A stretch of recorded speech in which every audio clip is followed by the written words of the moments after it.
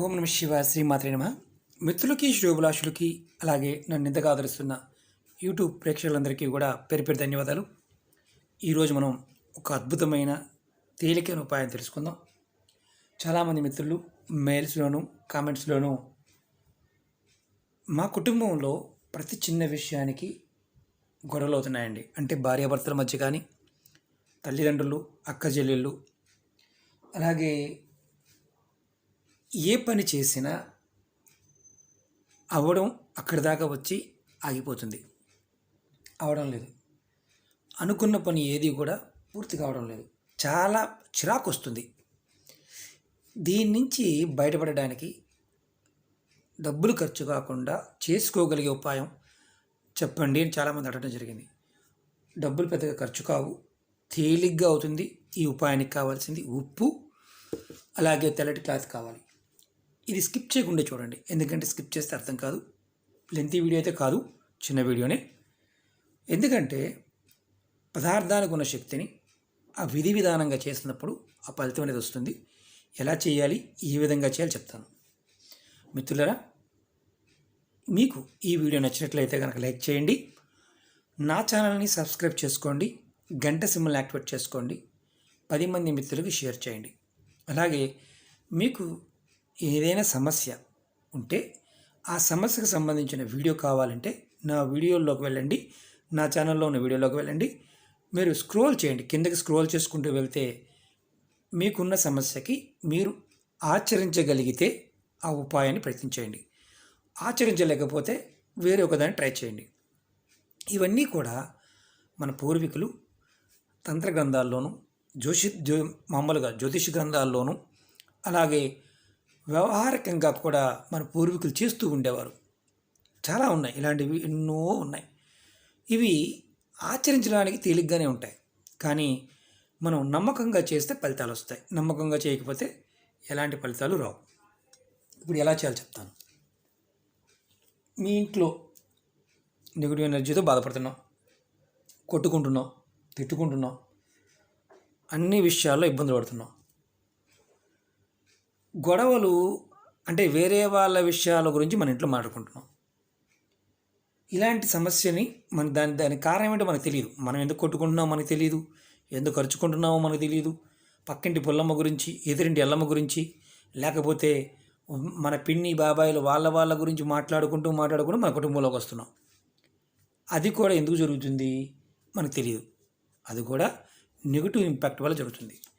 మీరు ఇలా కల్లుప్పు తీసుకోండి, దొడ్డుప్పు, రాతి ఉప్పు, ఇలా పెద్దగా ఉన్న వాటిని 7 ఇలాంటివి 7 తీసుకోండి. 1 2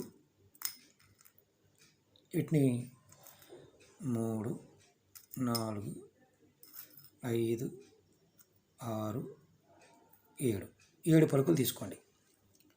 ఈ ఉపాయానికి 7 చాలు, అంతకన్నా ఎక్కువ అవసరం లేదు. క్లాత్, తెల్లటి క్లాత్ తీసుకోండి, కొత్త తీసుకొచ్చుకోండి. జాకెట్ ముక్క కొనుక్కొచ్చుకోండి, లేదంటే చిన్న మొక్కలు మిషన్ వాళ్ళ దగ్గర ఇస్తుంటారు తెల్లవి, ఆ మొక్క తెచ్చుకోండి. ఈ తెలుపు క్లాత్లో ఈ 7 ముక్కలు శనివారం రోజున మీ ఇంట్లో ఉదయం కానీ సాయంత్రం కానీ ఉపాయం చేసుకోవచ్చు. ఈ 7 కల్లుప్పు, దొడ్డుప్పు, రాతిప్పు ముక్కలు తీసుకొని ఈ తెల్లటి క్లాత్లో పెట్టి మూటగా కట్టండి. చిన్నగా మూటగా కట్టండి.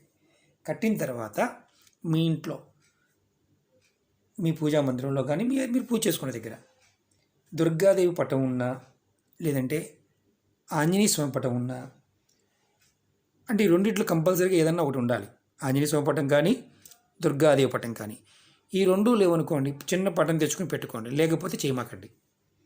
తెచ్చుకొని ఆ పటం ముందు ఈ మూట కట్టి మూట అక్కడ పెట్టండి.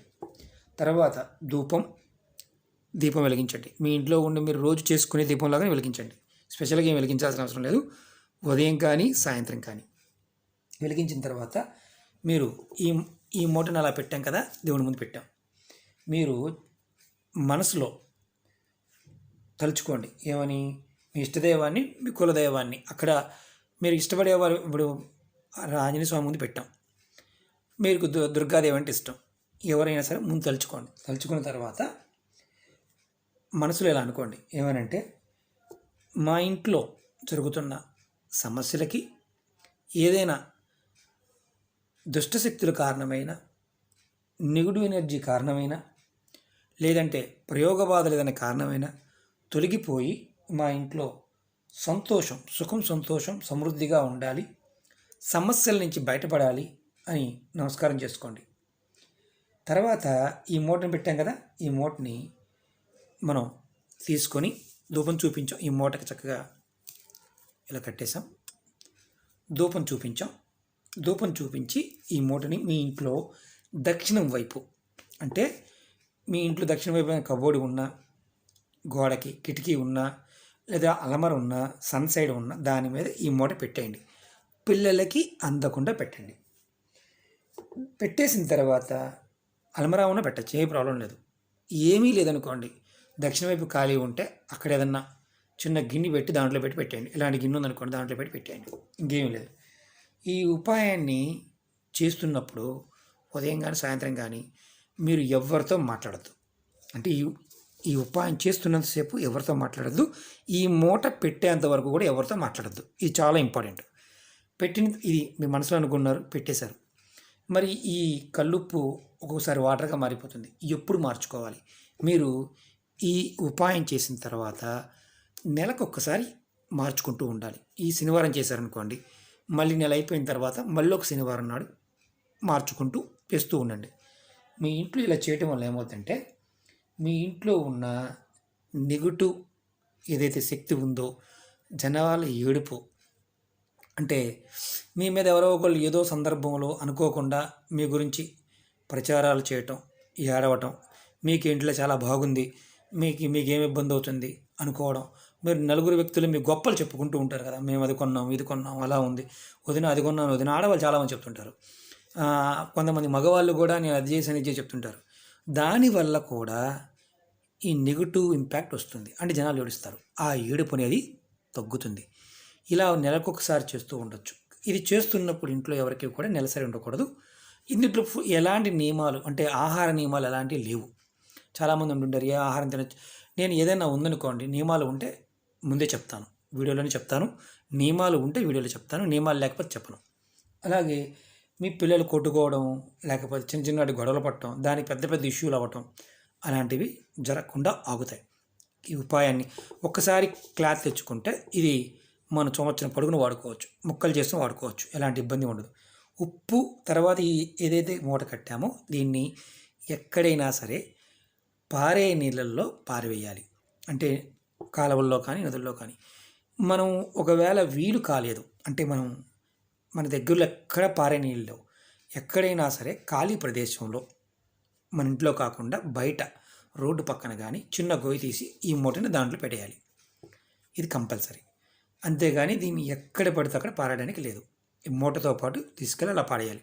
ఒకవేళ నీరుగా మారిపోయింది, ఆ నీరుని ఇలా ఒక క్యారీ బ్యాగులో, ఆ నీరు మొత్తం గిన్నెలో పెట్టాం కదా, ఇంకొక క్యారీ బ్యాగులో పెట్టుకొని దాన్ని తీసుకువెళ్ళి నీళ్ళలో వదిలేయండి, పారే నీళ్ళు వదిలేయండి.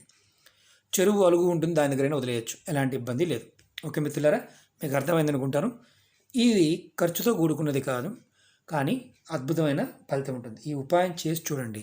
మీ ఇంట్లో ఉన్న ఏదైతే నెగిటివ్ ఇంపాక్ట్స్ ఉన్నాయో అవన్నీ కూడా తొలగిపోతాయి. మీకు ఈ వీడియో నచ్చినట్టు లైక్ చేయండి, నా ఛానల్ సబ్స్క్రైబ్ చేసుకోండి, గంట సింబల్ యాక్టివేట్ చేసుకోండి, 10 మంది మిత్రులకు షేర్ చేయండి. ఓం నమః శివాయ, శ్రీమాత్రే నమః.